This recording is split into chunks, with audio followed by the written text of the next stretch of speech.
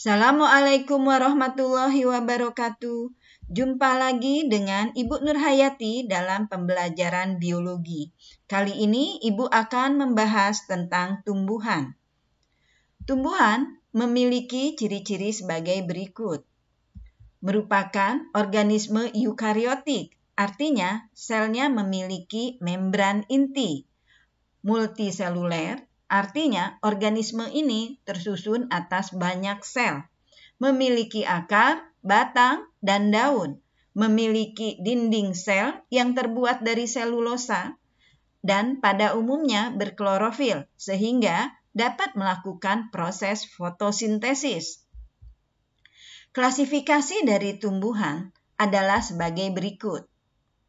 Kingdom Plantae atau tumbuhan terbagi menjadi dua kelompok besar, yaitu Atracheophyta atau tumbuhan tak berpembuluh dan Tracheophyta atau tumbuhan berpembuluh. Atracheophyta contohnya adalah kelompok tumbuhan Bryophyta atau tumbuhan lumut. Sedangkan Tracheophyta atau tumbuhan berpembuluh terdiri dari Divisio Pteridophyta, tumbuhan paku, dan Spermatophyta, tumbuhan berbiji.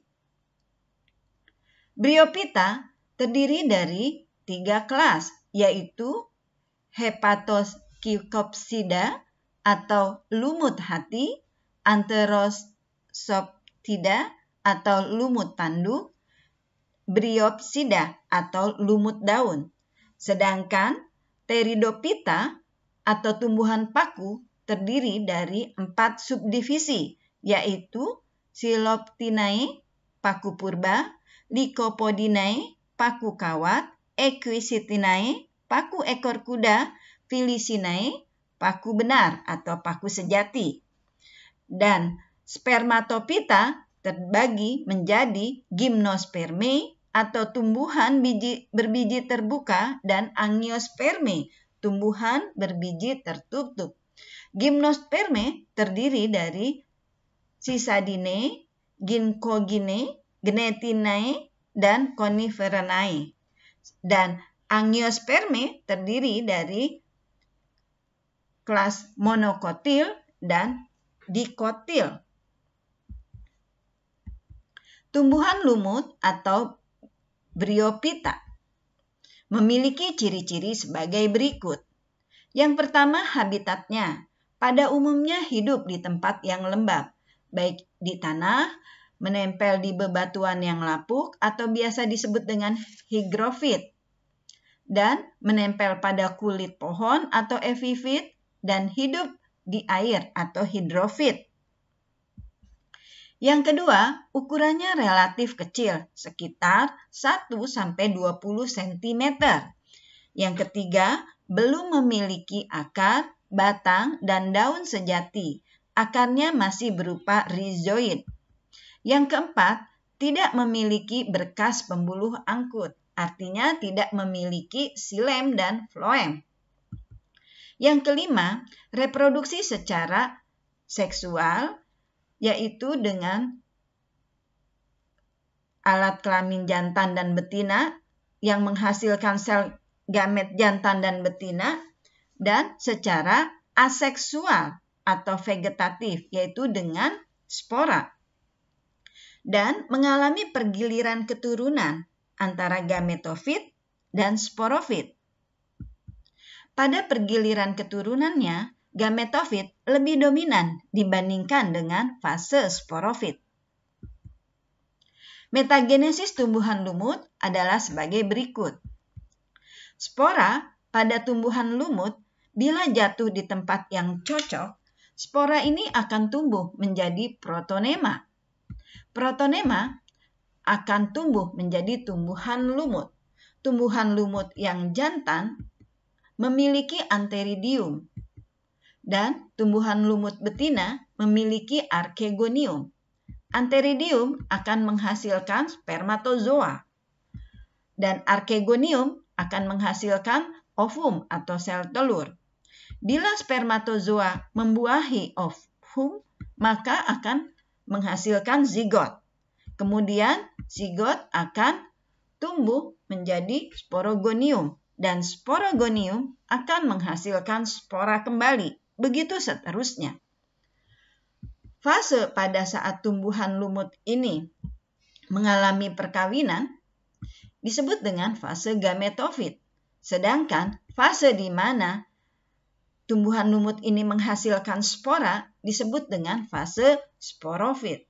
Fase gametofit lebih dominan dibandingkan dengan fase sporofit karena usianya lebih panjang dibandingkan dengan fase sporofit.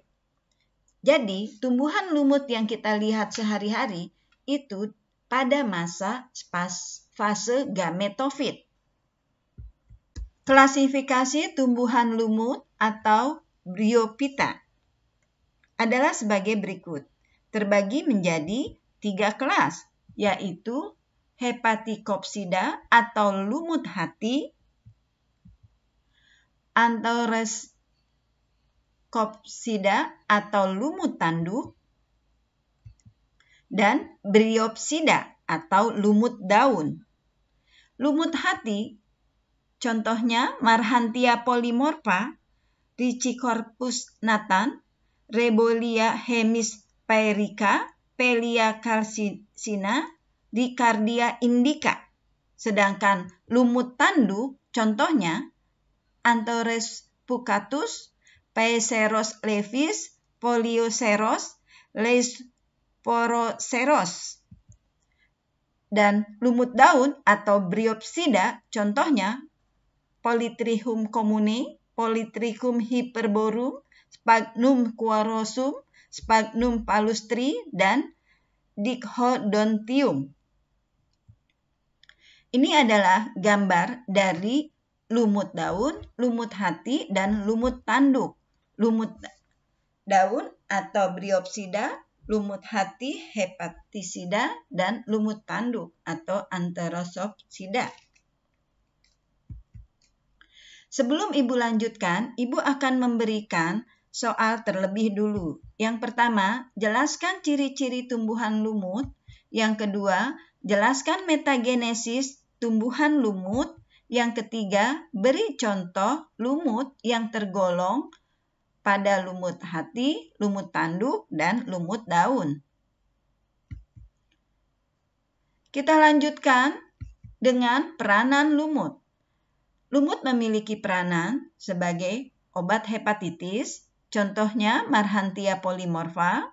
Lumut juga berperan sebagai bahan pembalut dan bahan bakar, contohnya dari spesies Sphagnum. Lumut dapat menahan erosi, menyerap air, penyedia oksigen untuk lingkungan.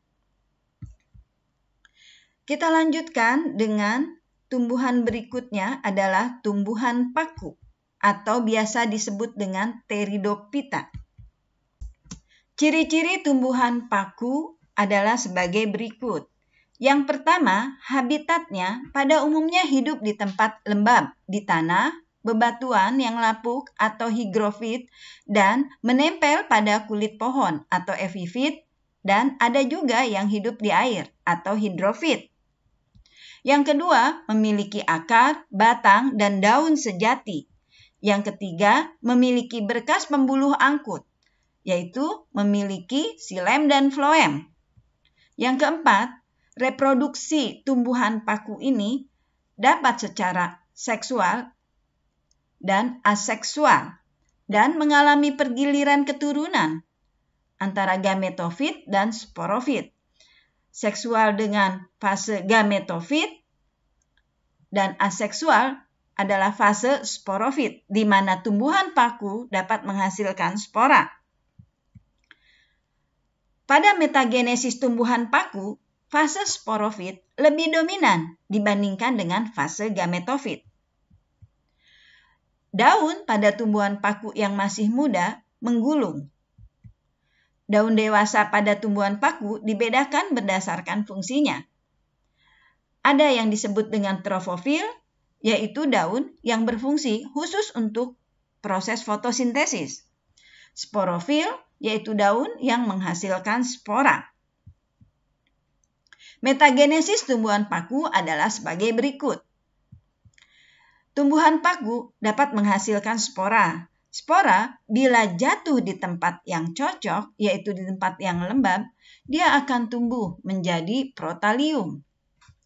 Protalium ada yang jantan dan ada yang betina.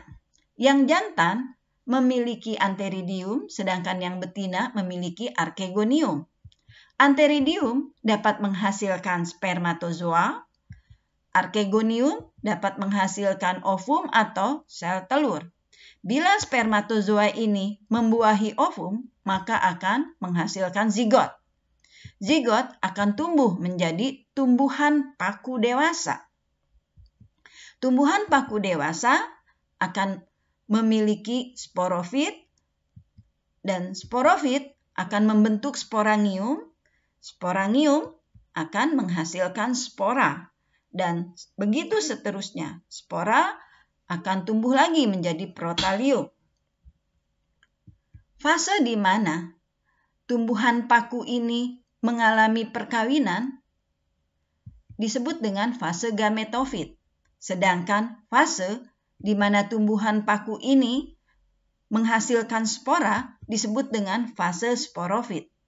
Pada tumbuhan paku, fase sporofit lebih dominan dibandingkan dengan fase gametofit karena waktunya lebih panjang. Tumbuhan paku yang kita lihat sehari-hari itu ada dalam fase sporofit. Macam-macam tumbuhan paku berdasarkan sporanya terbagi menjadi 3 macam, yaitu homospora atau paku isospora, menghasilkan satu jenis spora dengan bentuk dan ukuran yang sama. Paku homospora disebut juga berumah satu karena sporanya akan tumbuh menjadi protalium pembentuk antheridium maupun archegonium. Contohnya adalah Lycopodium, Neprolepis, Dreamoglossum, dan Dryopteris Felix Mas.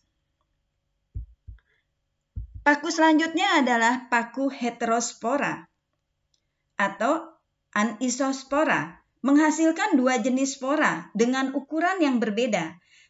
Spora yang berukuran besar disebut dengan makrospora atau megaspora, berkelamin betina dan akan tumbuh menjadi makroprotalium atau megaprotalium, membentuk archegonium.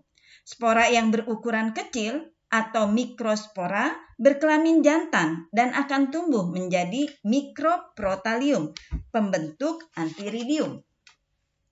Paku heterospora disebut juga dengan paku berumah 2. Contohnya Selaginella atau paku rane, Salvinia, Marcellia atau semanggi. Dan paku yang ketiga adalah paku peralihan atau paku campuran, menghasilkan spora yang berukuran sama tetapi jenisnya berbeda, berkelamin jantan atau betina. Spora dapat tumbuh menjadi protalium yang akan membentuk salah satu alat kelamin, archegonium atau antheridium saja. Paku peralihan termasuk paku berumah 2. Contoh dari paku peralihan adalah Equisetum debile atau paku ekor kuda. Klasifikasi tumbuhan paku atau Pteridophyta terbagi menjadi Psilopsida, contohnya Psilotum nodum, Lycopsida atau paku kawat, contohnya Lycopodium yang merupakan paku homospora, dan Selaginella, spesies dari Selaginella yang merupakan paku heterospora. Xenopsida atau biasa disebut dengan Equisitopsida, paku ekor kuda, contohnya Equisetum ramosissimum dan Equisetum arfens. Pteropsida atau paku sejati, contohnya Adiantum fimbriatum, Asplenium nidus, dan Marcellia crenata. Sebelum Ibu lanjutkan, Ibu akan memberikan soal tambahan yang keempat, yaitu jelaskan ciri-ciri tumbuhan paku. Yang kelima, jelaskan perbedaan metagenesis tumbuhan paku dan lumut. Yang keenam, beri contoh tumbuhan paku yang tergolong paku homospora, heterospora, dan paku peralihan. Peranan tumbuhan paku sebagai tanaman hias, contohnya Adiantum atau suplir, Platycerum, paku tanduk rusa, Asplenium nidus, paku sarang burung.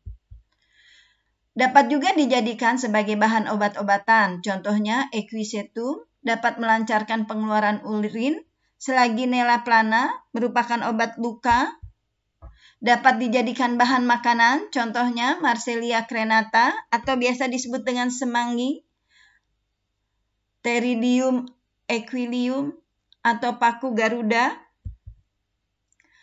Dapat juga dijadikan pupuk hijau. Azolla pinnata dapat bersimbiosis dengan Anabaena azollae, mampu mengikat gas nitrogen bebas.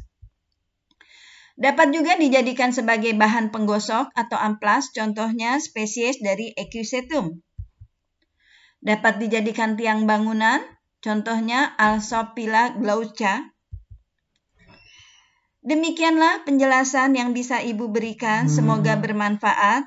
Terima kasih. Assalamualaikum warahmatullahi wabarakatuh.